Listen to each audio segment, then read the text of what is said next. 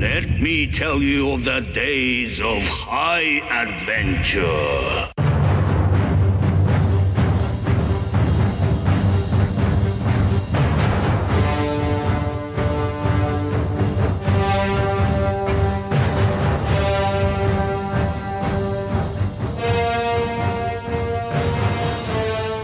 Hello, I'm Kevin. And I'm Eric. And this is 6 Degrees of Schwarzenegger, the podcast where we take a long, hard look at some of our favorite action movies from the era of Arnold. Schwarzenegger is the icon of the genre, and we're taking a deep dive into some of these 80s and 90s cult action movies and breaking them all the way down.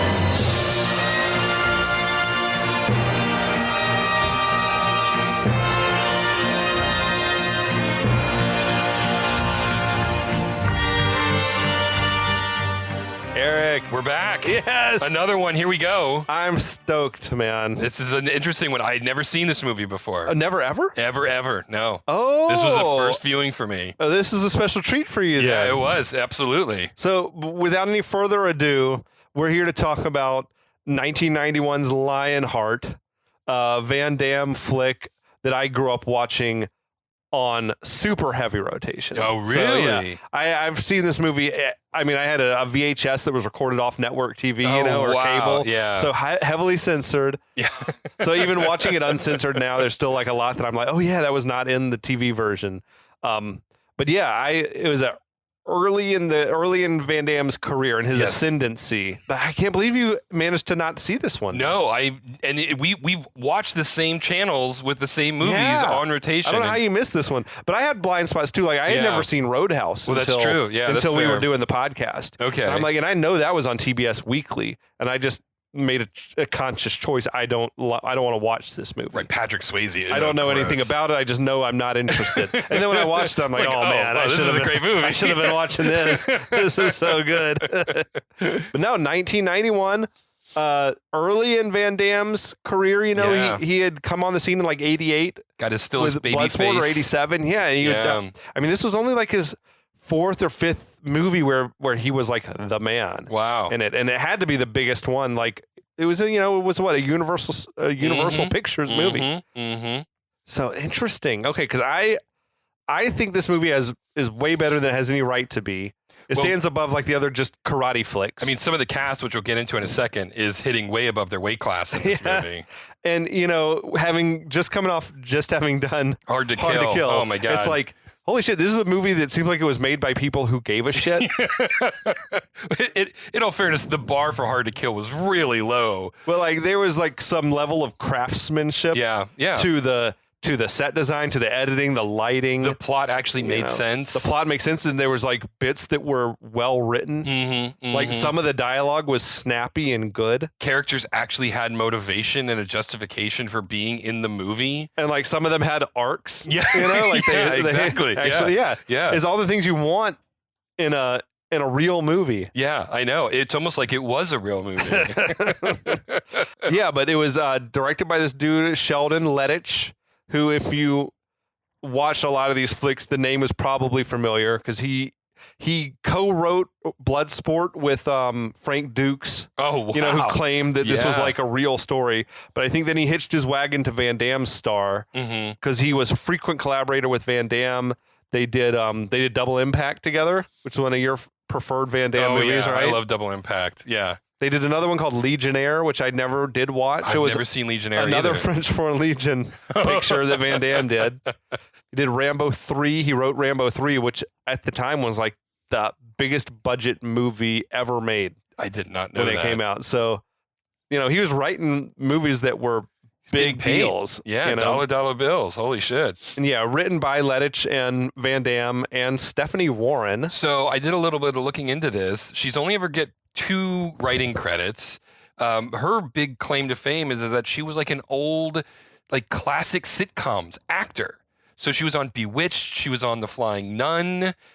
She had just these bit parts in old black and white TV shows, and she's got 2 writing credits. One of them is Lionheart. I have no idea. I could not find any other information on why she's credited in this movie. Well, I think it said something about like original story by. Oh, her. okay. And she probably had written some like legitimately good thing, and they just took it and copied and pasted. Like, we got to make it work with Van Damme. That may be the case. We're going to turn this into a Van Damme vehicle. Well, just like Die Hard, right? Like that book was originally for Frank Sinatra. Yeah. And I think Die Hard with a Vengeance was originally just its own thing. And they said, can we just overhaul this and make it a Die Hard movie? So yeah, but she's not written anything else since Lionheart in '91, or at least credited as writing anything. Well, interesting. Yeah. Produced by a whole cavalcade of people, but the main producers on it were a guy named Eric Carson, who had produced The Octagon and Black Eagle, another early Van Damme movie that's like unwatchable. Again, another one. He's playing like he is the guy who doesn't talk at all. He's like he's the heavy, the muscle for the bad guy. Okay. And he's like a KGB guy. It's like a sort of a weird spy movie set in Malta. Okay. Where like American spies played by like a very Chinese man and are vying for like trying to find some secret weapon or some shit like that. And Van Damme, the Frenchman, is playing like his Russian counterpart or whatever. That makes sense. That's a wild movie. That's weird. I think that might have been a Canon picture. No, I guess it wasn't a Canon picture if it was produced by these guys. Yeah, probably not. And a bunch of dudes named Shaw produced this. SHAH. Yeah, judging by their names, I think that they're Indian. Yeah, it would have to be. Yeah, it had to be some rich people bringing some like foreign money to Hollywood. That's all I can imagine. Like the Canon Pictures guys, like the Israeli company coming to like just start cranking out blockbusters. But it's harder. It's harder than it looks. It's a good way to lose a lot of money fast. Although in the case of these guys, they did make some money because they hitched their wagon to JCVD pretty hard. Well, they had their name also on Black Eagle and Sudden Death, which I actually like Sudden Death, as I recall. I haven't seen it probably in 15 years, 20 years. Yeah, I couldn't tell you a single thing about it. And they did the Double Dragon movie. That's right. Which was god-awful. Unwatchable. Yeah. Legitimately unwatchable. I have tried to watch it, and it can't be done. It's the only other movie I can think of that is that bad based on a video game is the Dragon Ball Evolution movie. No, of course, did not see that. Yeah, no. Which is just, again, I couldn't get through it. It's so unbelievably bad. Early video game movies, they didn't know how to do it. No. They still sometimes don't know how to do it. No, they're getting better, but yeah. Yeah. Oh, well. So the actors in the flick, Jean-Claude Van Damme. Obviously. As we mentioned, it playing Leon Gautier. We had a dude named Harrison Page as Joshua. I've never seen before. No. And I'm like, this dude turns in like an A-list performance in this movie. He's awesome. Yeah. And probably the biggest arc in the whole movie. Yeah, he like has he develops as a character in a big way, but this dude was like a guy who goes back to the 60s, like old Hollywood. He had been in Beyond the Valley of the Dolls was like his first movie, and maybe the only movie he did until he did Lionheart. Wow. Then between that he did like tons of TV, but he was on shit like on Bonanza and Mannix and FBI. Like he was like the lifestyle that dude was living in Once Upon a Time in Hollywood, like just doing these little guest spots on these TV shows. Those were the shows that this guy, Harrison Page, was doing. That's incredible. But he was steady working on TV stuff. He was doing like episodes of Ally McBeal and ER and Cold Case and Jag. And he's apparently he's in the, if it ever comes out, the Jonathan Majors movie Magazine Dreams is supposed to be coming out. Oh, really? He's like the guy's like a wannabe bodybuilder or something. It's supposed to be a great film. It was like getting all sorts of best picture, best actor buzz. And then he went around and like smacked his girl around or whatever, and they put it on the shelf like a couple years ago. But I've seen a trailer for it now. I think it's finally going to come out. Okay. So if I see it, I'm going to have to look out for Harrison Page. Okay, then we had Deborah Renard playing the character of Cynthia, who I thought was just named the lady for 3/4 of the movie, which we'll figure out why later. And I've never seen her in a single thing other than this movie. Nope.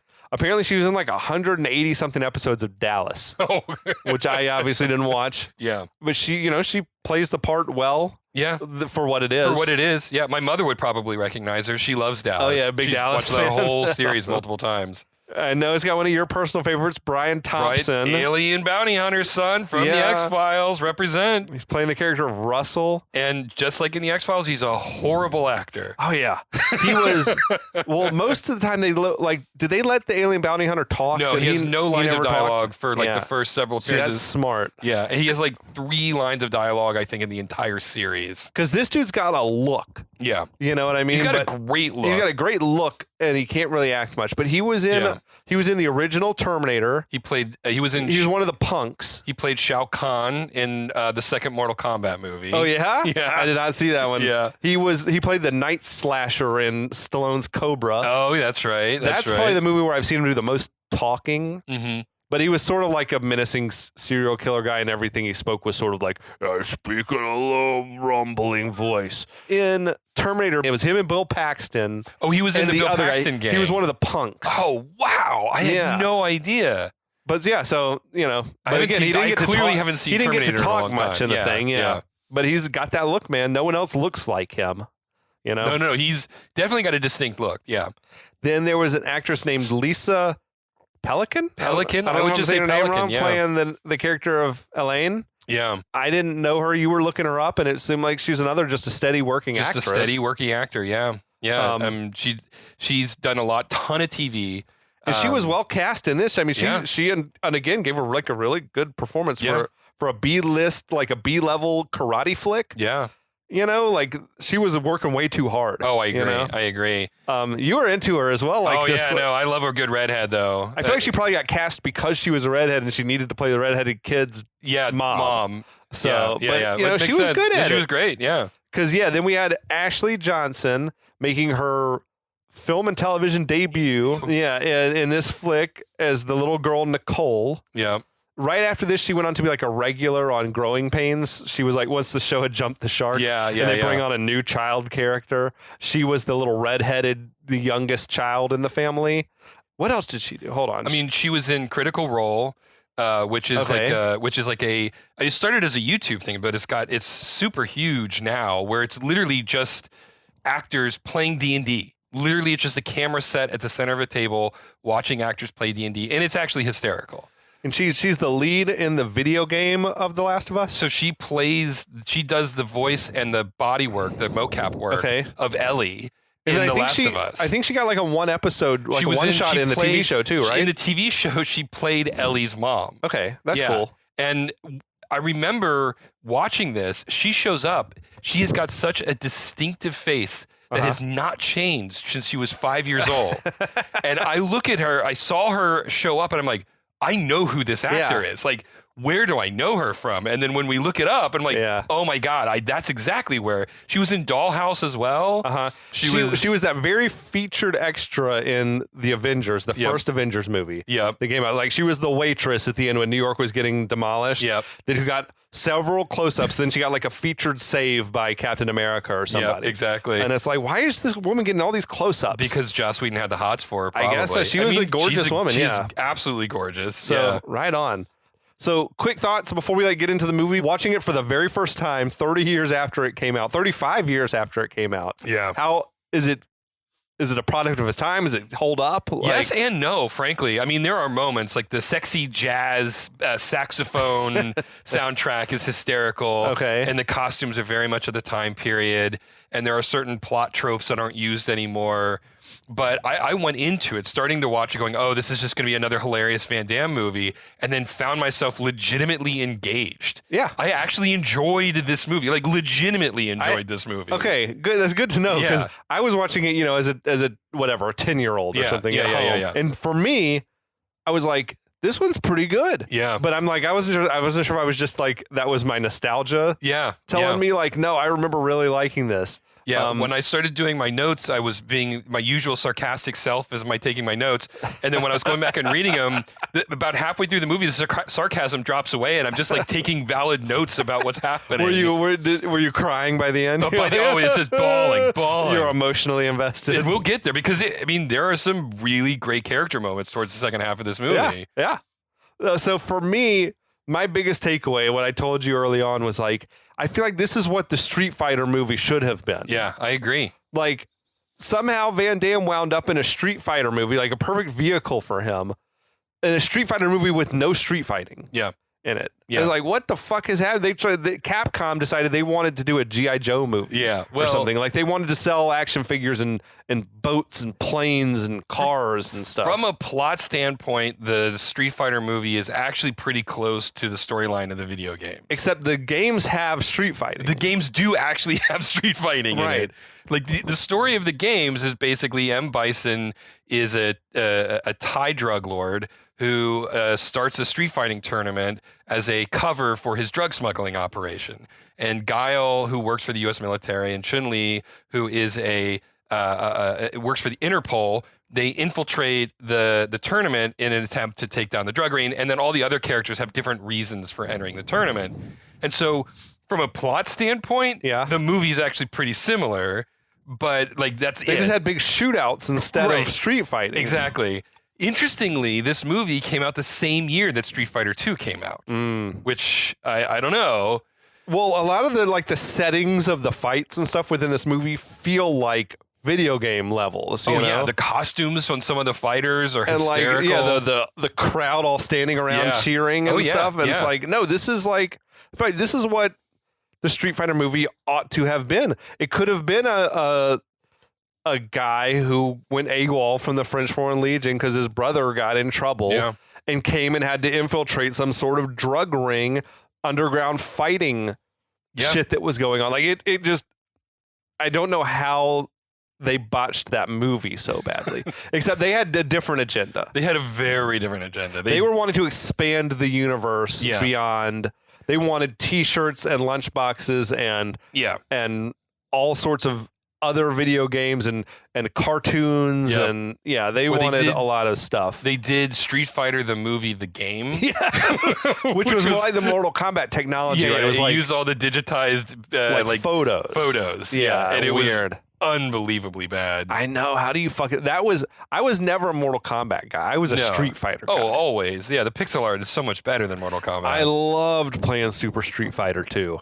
Like, that was my number one Sega game. Yeah. I didn't have the Super NES one that had like Cammy and Neo, or not Neo. What's his name? Well, it's Cammy and Thunderhawk and the Jamaican dude. And wasn't Neo though, right? My God. It's DJ. It's DJ, thank you. DJ. And Fei Long. Those are the four characters. Those were that they rad added. characters, man. Yeah, they were great characters. I remember going off to college and someone brought their old Super NES, and man, we were balling out, like staying up all night playing fucking Street Fighter 2. Street Fighter's a classic, bro. Anyway, so we're getting off topic. That's a different podcast. As we go along, I'm sure there'll be a lot of like Street Fighter mentions because I've just got big thoughts on what they could have done. We will, we'll definitely dive in. Yeah. Okay. But we'll try to get to the plot here. So, all right. We open with the 75th anniversary Universal animation. Which is pretty cool. I still love that one. That's big nostalgia for me. Yeah.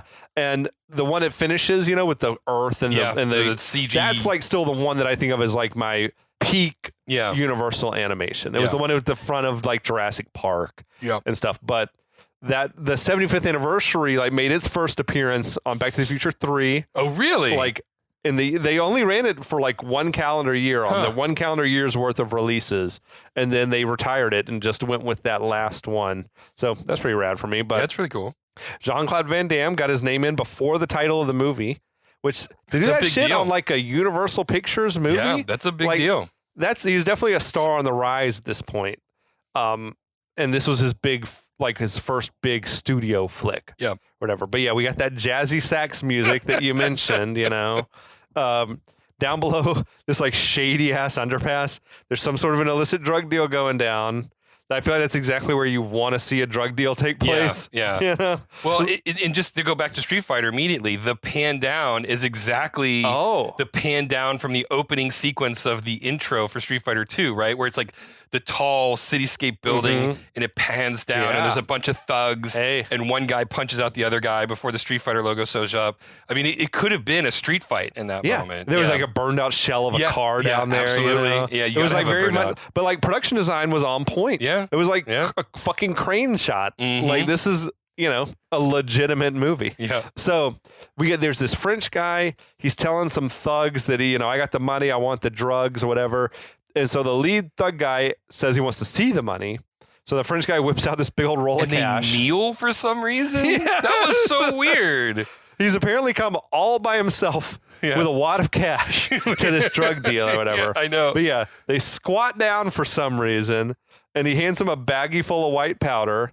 The completely unnecessary squat just cracked me up. Well, and then like all of the thugs were, and this is a modern meme, they look like Giga Chads, right? Like just like the squarest jawline, perfect 5 o'clock shadows, perfectly coiffed hair. Yeah, I mean, like these are not street thugs. These guys should be walking at Paris Fashion Week. Well, we get like part 2 of this later when the other street gang comes out. Oh yeah, that's right. They're all like primped and styled, or whatever. But anyway, we'll get to that point. But the French guy checks out this bag of powder and he's like, "This is sugar." And the lead thug kicks the guy flat on his back and he's like, "And this is gasoline." Yeah. And then his goons like step forward and they pour gas all over this man. And the lead thug strikes a match, throws it on him. And that was like some fucked up shit. Good man. firework, man. It was good firework. Yeah. I can't believe like the whole squad was into this. They're like, let's burn this fucker alive. We haven't burned anybody recently. What if we burned a guy? I feel like it should have been someone who was like, can't we just like shoot him? It was an And odd not choice. like, it's just needlessly sadistic. Yeah, and then the way I guess it was just like, well, we got this guy on fire. We got to do something with him. The way that they cut to an overhead looking bird's eye view shot of him running into a brick wall, falling down. He's kind of running around like a chicken with his head cut off and then just runs into a brick wall and falls down. It was like low key funny. I thought that was odd. An odd way to do it. Yeah. Why did you run into the wall? It just because it made you laugh. Yeah, like, it involuntarily. Did. Right, I know. Yeah. But then, so cut to, we got this horribly burned Frenchman who's been rolled makeup into on this. the ER. Good makeup. Yeah, dude, it was so like gory. Yeah, it was. It was gruesome. super gory. Yeah. But so we got his wife, Elaine Gautier, is there. That's Lisa Pelican. And the child, Nicole, are like waiting in the hallway. So this doctor approaches and tells Elaine that it doesn't look good for her husband. It's like, no shit. But the doctor was played by the movie's producer, Eric Carson, which is strange to me. That's nice. Then we get this nurse come up with some questions. So, okay, I forgot to look this up. She looked exactly like Seinfeld's mom. I don't think it was her because I'm such a Seinfeld guy. I would have noticed that. But I don't think it was her, but she did have the look. There's another lookalike that we're going to get to later that I was dead sure was someone else, and I was wrong about it, I guess. That's a teaser for you. This as an aside, this brings me back to, remember when we did Red Dawn, and there was like in one of the fight sequences that it randomly cuts to a soldier doing nothing, standing next to a fence, and it looked exactly like Bruno Kirby. Yeah. Yes. It's like weird.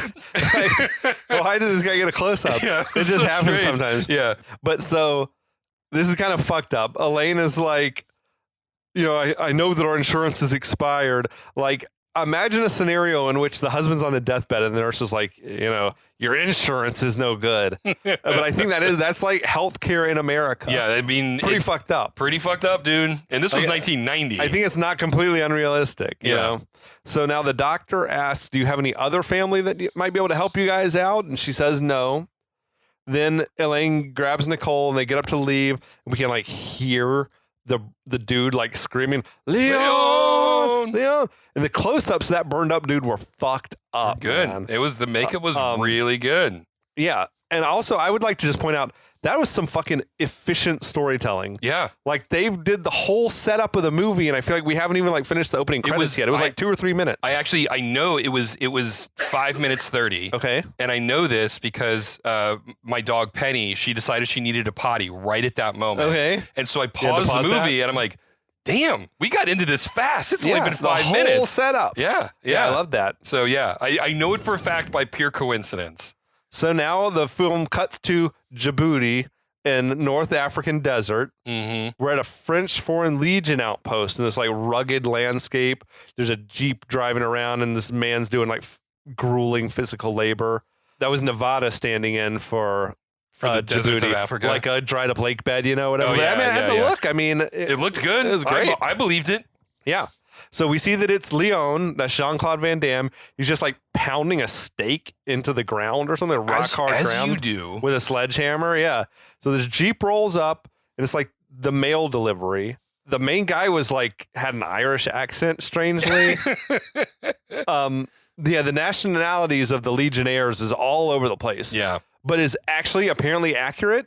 Yeah. Well, I was like, well, this is weird. But apparently, like anyone, I don't know if it's still the case, but anyone from any country could sign up for the French Foreign Legion and do 2 years of service and become a French citizen. Mm-hmm. So if you were like an Australian who wanted French citizenship, you could enlist. I mean, this is an aside, but that's such an insane thing because the French hold their nationality so, Yeah. like in the highest esteem. The idea that a dirty Australian could do 2 years in the Legion and become a citizen, Yeah. that's crazy. It is. I think it was like a byproduct of World War One or World War Two. Yeah. Yeah.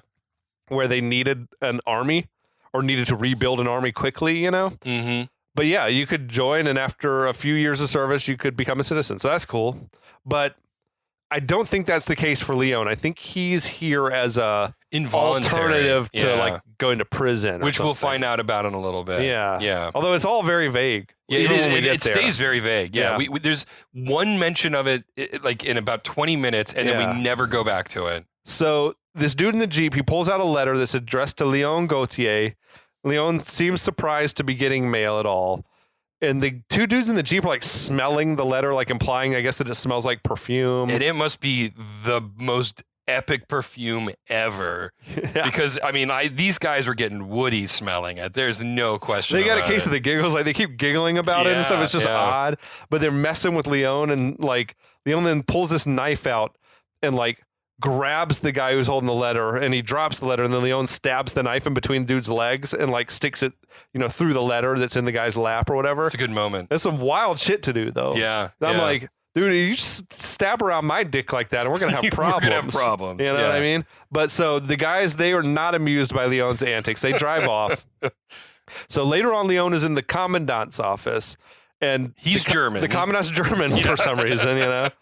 I feel like that guy should at least have been French. Yeah, like I agree. the commanding guy, should have been French, whatever. But watching as a kid, I never noticed or cared that any of these characters weren't French. I just assumed they had accent. That's probably French accent. I guess my question is, did you even know what the French Foreign Legion was at that age? I feel like, didn't that shit like come up on like Looney Tunes cartoons? Oh yeah, yeah. It was like Pepe Le Pew was in the French Foreign Legion in a lot of episodes or something, or Bugs was somehow messing. I don't know. That's all I knew of it.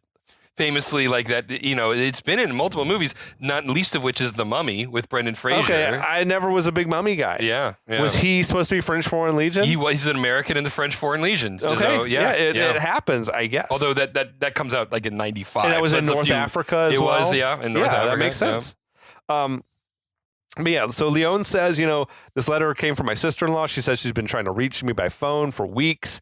Why'd no one tell me? Yeah. And the guy made a reference about this isn't Club Med. Right. Which threw me because I'm like, that's a random reference for a foreigner to make. A German guy in the French Foreign Legion in the deserts of Africa know about Club Med. They know about Club Med? Yeah. But then I looked up Club Med and found out it's a fucking French company. Oh, it is? It was Club Mediterranean. Oh, and it was like they expanded to being all over the world. Oh, that's crazy. I know. I'm like, the movie, they're right again. They're right again. The writers did their research apparently.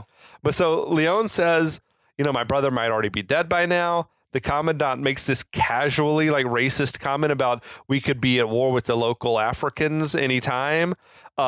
He said we could be at war with the Wogs, which I had to look. I'm like, what the fuck is that? It's an abbreviation for the word gollywog, which was a black-faced minstrel doll, interesting. A little rag doll that was black-faced with racist looking or whatever, and it was shorthand for that. Yeah, strange. Crazy. All right, and I'm like, all right, I believe you. We're going there. It's probably not accurate. No, I mean, of course they're racist. They're I mean, they're still trying to do colonial shit in the fucking 90s. In the 90s. But the commandant says, your brother's not my concern, nor is it your concern anymore since you gave up your family when you joined the Legion. Right. And he's like, I never gave up my family. And then the guy's like, I don't have time for this scheisse. Like, okay, dude's definitely German. Appreciate that. for me, he was giving off like big Niedermeyer vibes from Animal House. You know, like the kind of the look and his horse-faced motherfucker and his general attitude. Yeah. But the commandant doesn't like Leon talking back to him. You know, it says, Leon's, you know, you're getting 2 more weeks of hard labor as punishment. And then he tells Leon, you know, you've only got 6 more months here. Don't make it 6 years. Right. And so it's like, that's the point. I'm like, is this a prison sentence? Is it not voluntary? I think it's a very weird concept, the French Foreign Legion. Yeah. I don't like fully understand it, but I do think that it was like common, like an alternative for going to prison. Okay. So like it'd be like, do you want to do 4 years in prison or do you want to do 2 years in the French Foreign Legion or something like that, you know? Right. And I could see like, would I rather be in a jail cell or out in the fresh air? Labor? Yeah. Like you sort of have some degree of freedom. I mean, more so than like, you know, you're getting to hang out and be outside and what, I don't know. But I think I would make that. I would make that deal. Yeah. So yeah, I guess we get the impression that he's not here willingly. This is like a sentence for him. Yeah. I feel like some countries still do that shit. Like, Russia was like fucking letting all their convicts go and fight in Ukraine. Oh, wow. Which is fucking crazy, but, you know. Yeah. It's weird. I don't know. Anyway, Leon calls the commandant an asshole. And then the 2 featured military police officers, they step in and they ask, you know, is there a problem? And one of the dudes like suggests maybe Leon needs some more time in the sweat box. And the commandant agrees, so we're going like full Cool Hand Luke, Great Escape type shit. There's a great moment as they're leading him out when the German guy says, "And put on your hat," and that pays off in like a couple of seconds. Okay, yeah. So now all the featured MPs were familiar faces for action fans, right? We had the 2 main guys who seemed like they had the look of like they looked like they were maybe North African dudes or whatever. The older one was this actor named Vojislav, I will say this wrong, Govadarica. He was like a Yugoslavian actor. That sounds right. Yeah, sure. But he played the main henchman to the evil Russian military leader in Rambo 2. Yeah. Like he was the dude who was like giving Rambo shocks and stuff with the car battery or whatever. Then the younger dude was Michel Kesey, who played Tong Po in Kickboxer. Oh, wow. It was, and in like various Kickboxer sequels, under some very heavy, very racist Asian makeup. But he grew up and studied martial arts with Van Damme. Like they were best friends. And that dude, he was Moroccan. Okay. Of Moroccan descent or whatever. And then the black MP was Billy Blanks. Yep. Who last seen on this podcast killing himself on the football field in The Last Boy Scout. That's right. But yeah, so the MPs, they're walking Leon to this small metal box. They're telling him to get inside. There was like, this is where I noticed like this military base was like, the production value was on point. It looked good. You had like a real military range base. of mountains in the background, and it's like a real dust storm blowing, or like they had rigged up a dust storm. And I mean, it was pretty great. Yeah. So when Leon hesitates, one of the MPs, Billy Blanks, knees Leon in the gut and shoves him down. Then Leon gets up and throws some sand in one of the MP's faces. He beats up on Billy Blanks a little bit.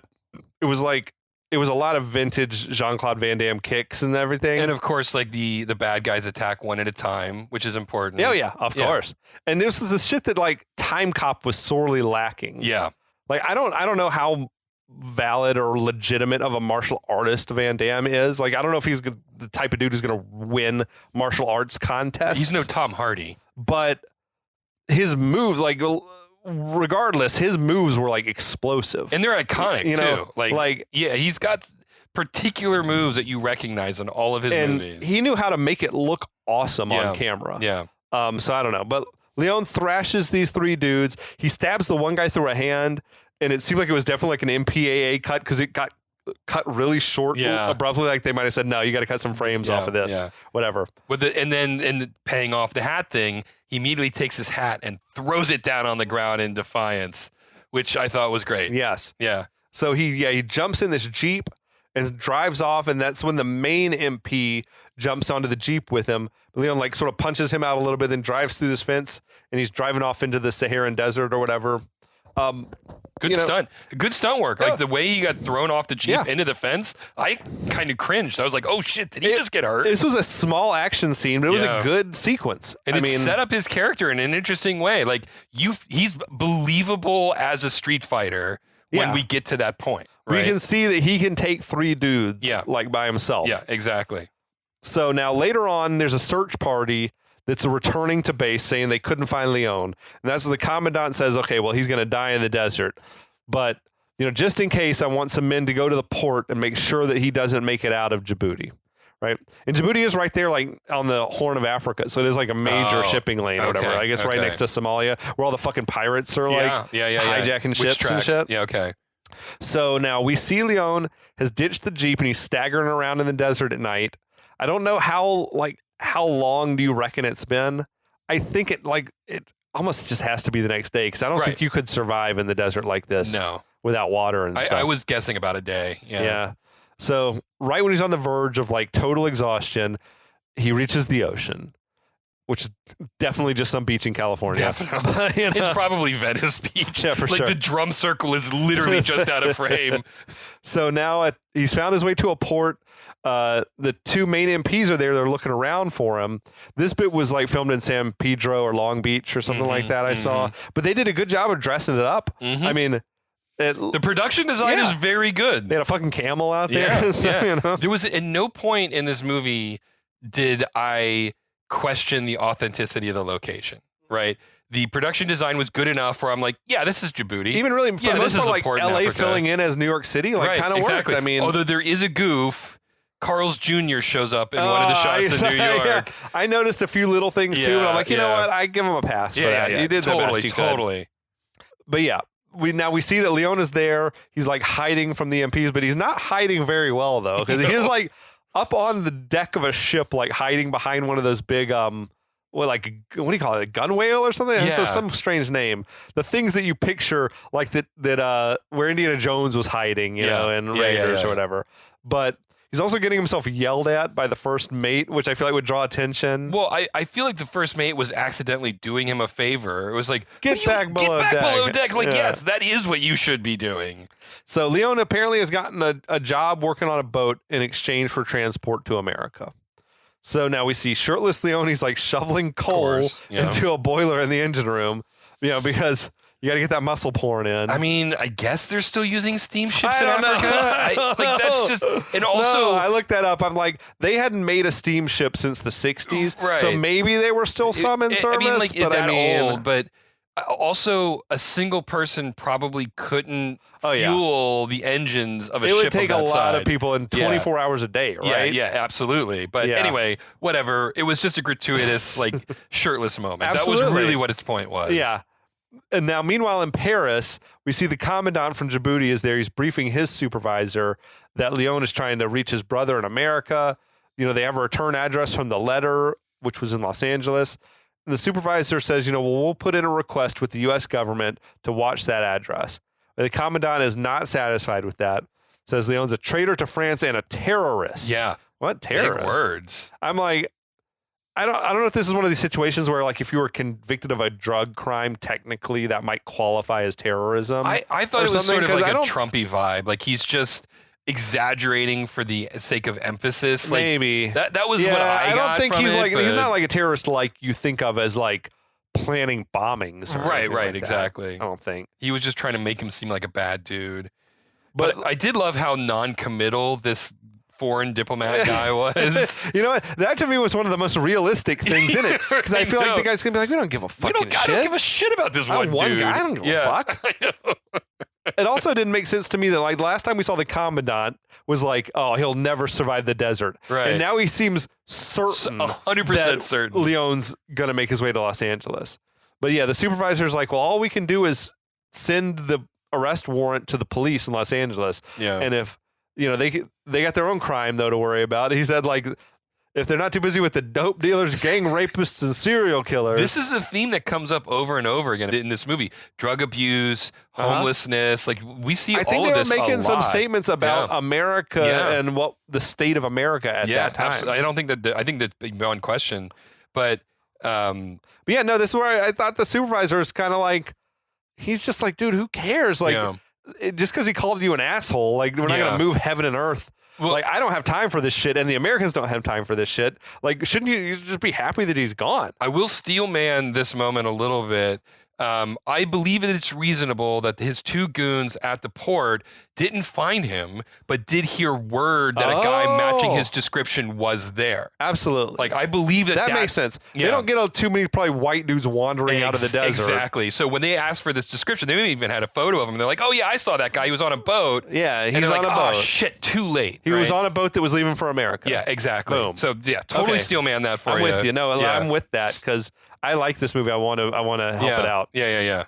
But yeah, so the commandant basically says, well, I'm happy to send my two main MPs here to LA to hunt him down. And they like step out into the doorway and it's like, you brought these two fucks to Paris just to pop out from behind the door here and look intimidating. And now they're going to go like an indefinite vacation in Los Angeles. That's like some wild shit to go through for one like AWOL guy, you know. But raise the stakes. You always got to raise the stakes. Oh man, I get that you can't let someone get away with it because then everyone's going to go AWOL or whatever. So maybe he's trying to make an example, right? Like you got to say, no, we'll find you no matter what it takes. You will not just walk away from your service or whatever. But elsewhere, we got Leone still shoveling coal on that steamer, making his way across the ocean. He's reading and rereading the letter from Elaine. It's like the story's got this epic quality to it. Like he's making a quest across the world to get there, you know, on a steamship. I mean, but so he's shoveling more coal. Is this like fat cigar smoking man is just watching him, fucking creep. But the guy tells Leone, you're under orders to remain below deck. So, you know, of course. At that point, he's got to sneak up on top. He sees the New York City skyline.